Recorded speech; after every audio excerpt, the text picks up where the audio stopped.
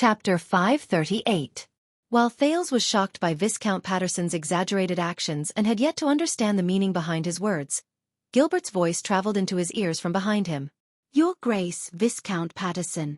A special seat has been prepared in the banquet hall. If you—" Gilbert had been receiving guests of a lower level on the other side. They ranged from the heads of important industries to the invited bureaucrats of the capital. It was obvious that they knew about the sudden situation and rushed over. "There is no need for that, Casso boy. I came for him." Patterson obviously did not hear Gilbert's words clearly, but it did not affect him from treating Gilbert coldly when he saw him. "Just for him." Viscount Patterson bowed to the prince again. His action was so great that it made everyone in the hall break into a cold sweat. He was then supported by someone to the banquet hall.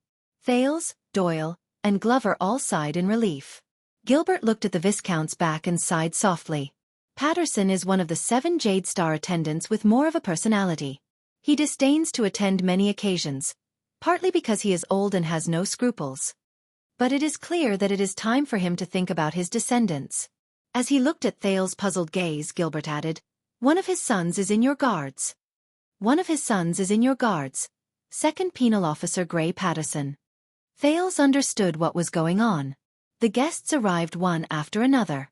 Although most of them were bureaucrats and nobles with lower statuses and Thales did not need to personally welcome them, Mindy's hall was already extremely busy. Mallows and Gilbert were already having a hard time just coming out to receive the guests. Even Viscount Kenny and Count Godwin, who were invited to help and act as half-hosts, had to go back and forth. They did not have time to rest. But unexpectedly, Patterson was not the only one who came early. "Your Highness, the day of holy pursuit is blessed." The guests who came after Patterson did not give Thales the chance to return to the lounge. Viscount Adrian came with his wife, and Thales had no choice but to give up on his plan to rest. He readjusted himself to a radiant state. "You have grown up. You look very spirited and handsome. You have the elegance of King Kessel in the past." Adrian himself was only in his 30s, and he looked young and energetic. However, after cramming for the past few days, Thales learned that the Viscount's family ruled over the fertile and beautiful Swan County and its surrounding areas in Central Territory. He could be said to be the most important member of the 7 Jade Star attendants. Thales did not dare to be negligent in the slightest. He greeted and exchanged pleasantries with them in a pleasant manner.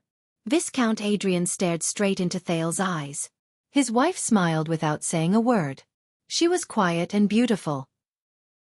Obviously, no matter how strong the cold winds in Northland are, no matter how heavy the snowstorm is, no matter how fierce the yellow sand in Western Desert is, and no matter how hot the temperature is, it is still difficult to hide the dazzling stars in the sky. Thales could only respond gently, according to Gilbert's teachings. He had to be neither servile nor overbearing, but there was no lack of it. He could neither be too prominent nor too hoarse. Like a qualified Jade Star prince. Then, Adrian bent down and held Thales' palm gently. His lips touched the back of Thales' hand. "I'm not their lord or king, am I?" Thales sent Viscount Adrian off. He rubbed the back of his hand that had been kissed twice. "I mean, not at the moment?" "No," Doyle answered absent-mindedly. The personal guard's unusual answer made Thales realize that something was wrong. Doyle nodded and bowed as he watched Viscount Adrian leave in an almost obsequious manner. Even Glover was very respectful and greeted him along the way. Compared to when the old Viscount was around just now, his attitude was completely different. "What's wrong?" The young Duke frowned. "Are they very special?" Doyle only snapped out of his daze then and scratched his head. Sorry. Your Highness, do you still remember Lord Adrian? Our highest commander, the Chief Guard Captain?" Thales frowned and remembered Lord Adrian, who led the royal guards when he entered Renaissance Palace to meet the king. The prince seemed to have understood something. So Viscount Adrian just now is not only a 7 Jade Star attendant, but also, yes.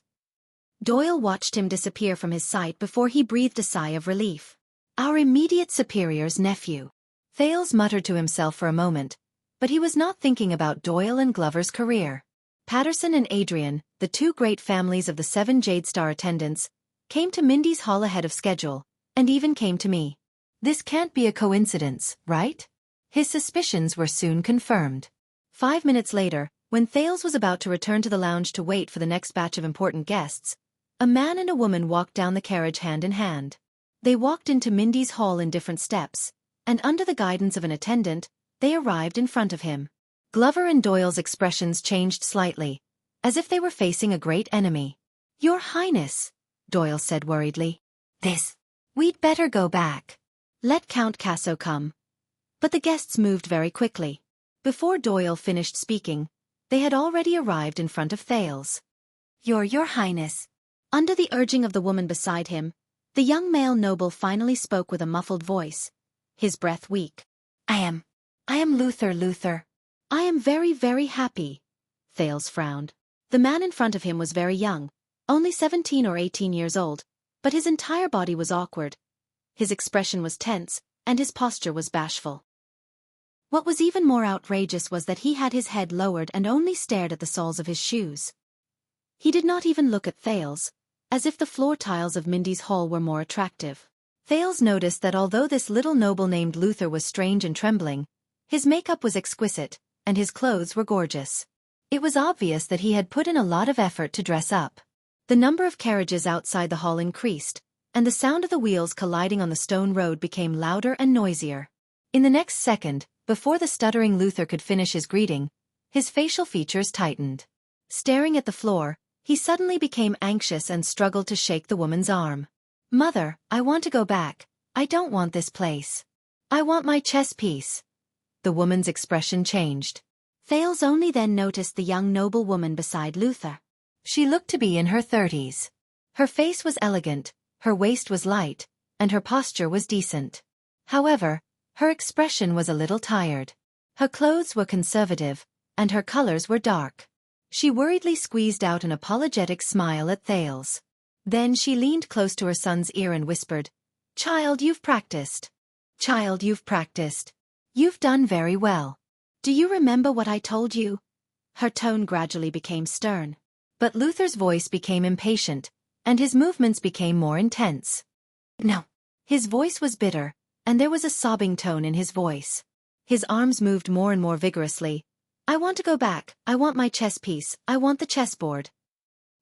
He completely ignored the fact that the Duke of Star Lake and his attendants, as well as the guards and servants in the front porch, were watching from the sidelines. His mother anxiously comforted him, but Luther's struggles became more unreasonable. He squatted on the floor, and his posture was inelegant. "I want to go back. Go back. Go back, go back, go back." Glover and Doyle looked at each other. The two of them nervously moved closer to separate Thales from Luther, who was moving more and more vigorously. They were afraid that this obviously abnormal guest would do something detrimental to the Duke. The elegant and graceful woman's face was pale. She tried her best to pull her son up, and at the same time, comforted him with gentle words, but it was obviously ineffective. Then, a gentle voice cut into this small accident. "It's okay, Luther." As Luther continued to sob, they turned their heads and saw Thales pushing Glover and Doyle aside with a smile. He ignored their attempts to stop him and squatted down in front of Luther. The noblewoman, who was about to ask the servants for help, was slightly shocked. "I also like to play chess. The rise and fall of the Empire version, right?" As if the prince's words had some kind of magic, Luther stopped struggling. Instead, he gave up and stared at the floor while he panted. "It's just that I've never been good at using swordsmen. I always throw away most of them before I upgrade them tonight." Thales shrugged. Luther did not say anything. He was still panting. "I don't have any chess pieces in my hands now." Thales sounded very annoyed. He seemed to be very displeased. "But fortunately, I have more interesting new chess pieces." Thales extended his hand to his chest. Glover saw the Duke's actions clearly, and he was instantly shocked. "Your Highness." Thales took off the 9-pointed star emblem on his chest and twirled it in front of Luther like he was presenting a treasure. "Look, it's embedded with a crystal. It sparkles under the sun. There's a wheel here. When you change the angle, it can reflect different colors.